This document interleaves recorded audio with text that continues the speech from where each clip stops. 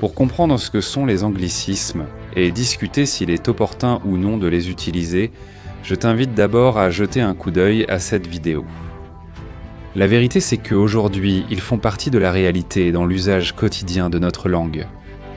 Nous te présentons ci-dessous 20 anglicismes que tu utilises probablement fréquemment en espagnol et dont tu n'es peut-être même pas vraiment conscient.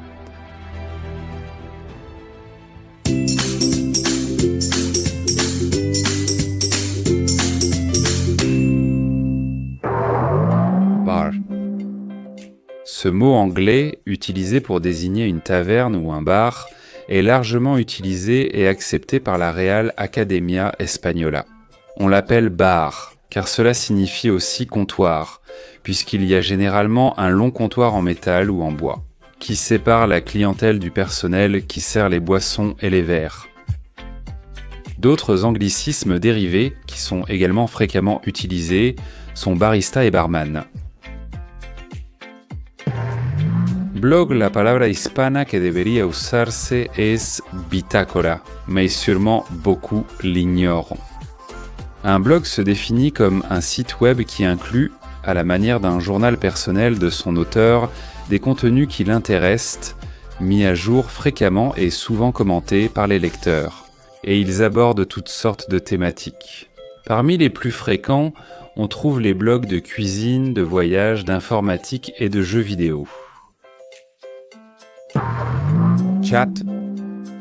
Si tu fais partie de ceux qui passent des heures et des heures sur leur téléphone portable, il est impossible que tu ne connaisses pas ce terme. Il provient de l'anglais « chat » qui signifie « discuter » et il est utilisé pour désigner un échange de messages via Internet sur des applications de messagerie instantanée. En espagnol, il est déjà tellement populaire qu'il a même son propre verbe « chatear », c'est-à-dire avoir une conversation via des chats. Email. Bien qu'il ne soit pas inclus dans le dictionnaire de la Real Academia Española, ce mot est utilisé par une grande partie de la population, en particulier les nouvelles générations. Il provient de l'anglais « electronic mail », c'est-à-dire courrier électronique, et c'est un message numérique qui est transmis via un réseau informatique de manière pratiquement instantanée. Flash. Ce mot a gagné en popularité avec le développement de la photographie sur les téléphones intelligents ou smartphones, ainsi que chez les amateurs de photographie traditionnelle. Et c'est l'éclair produit par l'appareil photo pour obtenir des photos éclairées dans des environnements sans lumière. Abonne-toi, merci football. Football est la castillanisation du mot anglais football, qui se compose des racines foot qui signifie pied et ball qui signifie ballon, et c'est le nom du sport le plus populaire de la planète. Le mot hispanique correspondant est ballon-pied, bien qu'il soit de moins en moins utilisé. Et en raison de la popularité de ce sport, il est très probable que l'anglicisme football soit là pour rester à jamais. Hit au cours des dernières décennies, le terme hit s'est imposé pour définir un succès, que ce soit dans le domaine musical, artistique ou entrepreneurial. Comme dans les expressions hit en vente, où le nouvel album musical est un véritable hit. Le mot hit peut être remplacé par succès ou événement si l'on souhaite conserver un lexique 100% hispanique. Football hobby. Le mot hobby a son équivalent hispanique dans le mot passe-temps ou passion, mais elle est de plus en plus utilisée par les hispanophones, qui préfèrent souvent employer la version anglaise plutôt que son équivalent hispanique. C'est pourquoi il est courant de poser des questions comme « Quels sont tes hobbies ?» ou de dire des phrases comme « Tu le fais juste par hobby ?» Jean. Ce vêtement, qui consiste en un pantalon fabriqué en toile de denim, est connu dans certains pays sous le nom de pantalon, de jean ou de pantalon de cow-boy, mais indiscutablement dans presque tous les pays hispanophones. On le connaît mieux sous le nom de Jean. On l'appelle aussi dans certaines régions blue jean, même si sa couleur n'est pas bleue comme le suggère son nom original en anglais Blue Jean. Light. Ce mot anglais se traduit littéralement par léger ou allégé, et aujourd'hui il est fréquemment utilisé dans le contexte des aliments et des régimes sains, pauvres en graisses ou en calories. Donc si tu es dans la tendance de l'alimentation saine, tu préféreras prendre un petit déjeuner ou un déjeuner light.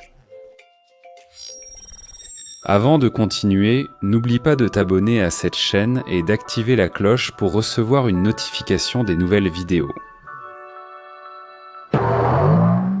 Link. Dans le monde de l'informatique et de la communication électronique, le terme link est assez connu et utilisé. Il fait référence au mot lien.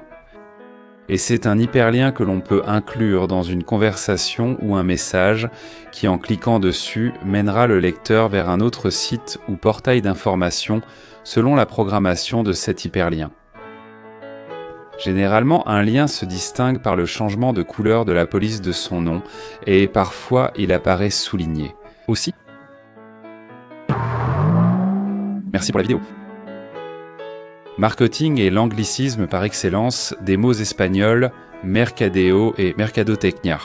Cependant, principalement en raison de la mondialisation accélérée et du fait que le monde de la finance et de l'économie est pratiquement le plus important dans le développement des entreprises de tous les pays. Les gens utilisent de plus en plus le mot marketing dans des contextes tels que le marketing digital ou l'ingénierie du marketing et de la publicité. En ligne. Encore une fois, dans le domaine de l'informatique, un anglicisme prédomine, utilisé par presque tout le monde, online, qui fait référence au terme en ligne et signifie connecté à Internet. Il est presque toujours utilisé pour des services, applications ou programmes nécessitant un accès ou une interaction en temps réel de l'utilisateur. On utilise souvent le terme « en ligne » avec des mots du domaine académique comme cours, études ou formation. Dans le domaine des loisirs, comme les jeux ou les concours, ou dans le secteur des services, comme les services financiers, comptables, etc. Sandwich.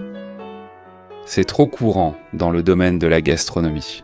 Et c'est que, dans presque tous les fast-foods, on trouve ce mot qui, en réalité, devrait être emparedado ou bocadillo, comme on dit en Espagne. Dans certains pays d'Amérique, on utilise une sorte de castillanisation du mot sandwich, en le transformant en sanguica, haussant en sanguche, qui est approuvé par la Real Academia Española.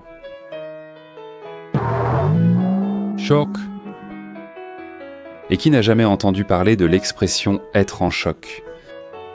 Évidemment, cela fait référence au mot comifran, c'est au mot commotion, ou dans le vocabulaire médical, on utilise le mot choc. Choc.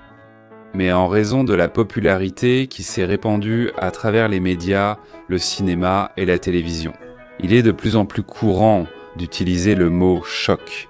Donc il vaut mieux se faire à l'idée que c'est désormais un mot qui fait partie de l'espagnol. Quel choc! Que le spectacle commence, ou autrement dit que le show commence. Et même si show,